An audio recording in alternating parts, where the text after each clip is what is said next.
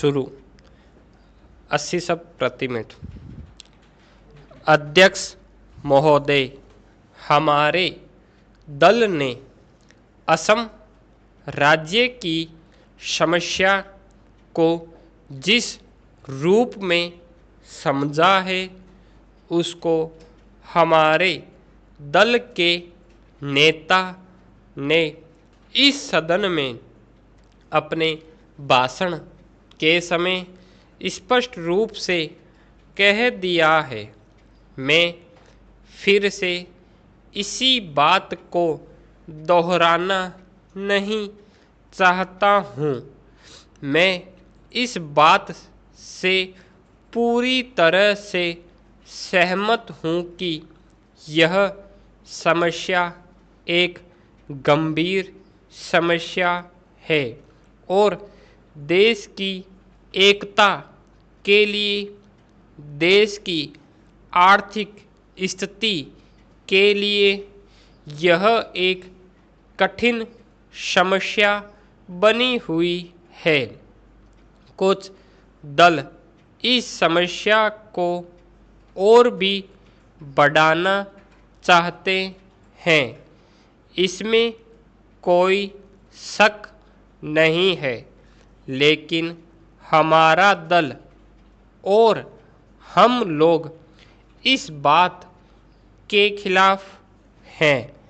आप और हम भी यह जानते हैं कि कुछ विदेशी शक्तियाँ, जिनकी चर्चा सदन में भी हो चुकी है, ये सभी काम कर रही है।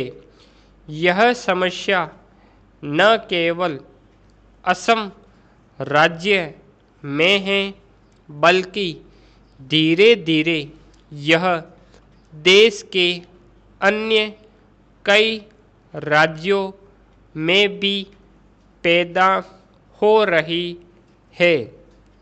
ऐसी विदेशी शक्तियों की यह इच्छा है कि यह देश सदा के लिए अलग अलग हिस्सों में बंट जाए। पैरा अध्यक्ष महोदय, इस बारे में हम सरकार के साथ हैं। हम अपने देश की एकता को किसी भी कीमत पर भंग नहीं होने देंगे।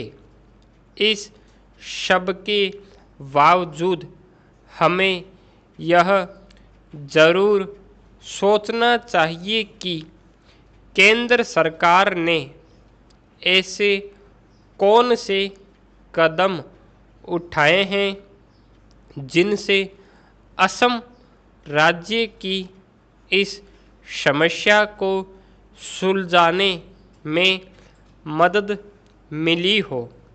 इस सदन के मेरे एक माननीय सदस्य कह रहे थे कि असम की आर्थिक स्थिति का लाभ उठाकर ये सभी शक्तियाँ वहाँ पर अपना काम कर रही है।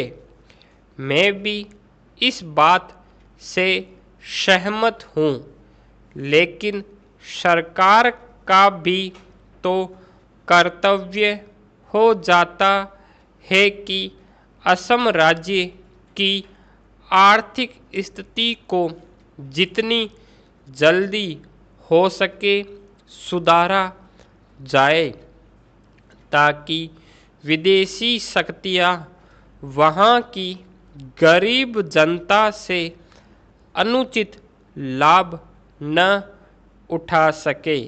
मुझे याद है, असम राज्य के मुख्यमंत्री जी ने बताया कि असम राज्य के जो उन्नति के साधन हैं वे बड़े पैमाने पर बाहर चले जाते हैं और इस ओर उन्होंने केंद्र सरकार का ध्यान भी आकर्षित किया था, लेकिन उस समय केंद्र सरकार ने मुख्यमंत्री जी की इस बात की ओर विशेष ध्यान नहीं दिया। इसी तरह से यदि आप देखें तो आज असम राज्य की ओर भी विकास की योजनाओं की तरफ विशेष ध्यान नहीं दिया गया है। यही कारण है कि असम राज्य का अब तक उतना विकास नहीं हुआ जितना कि होना चाहिए। स्टॉप।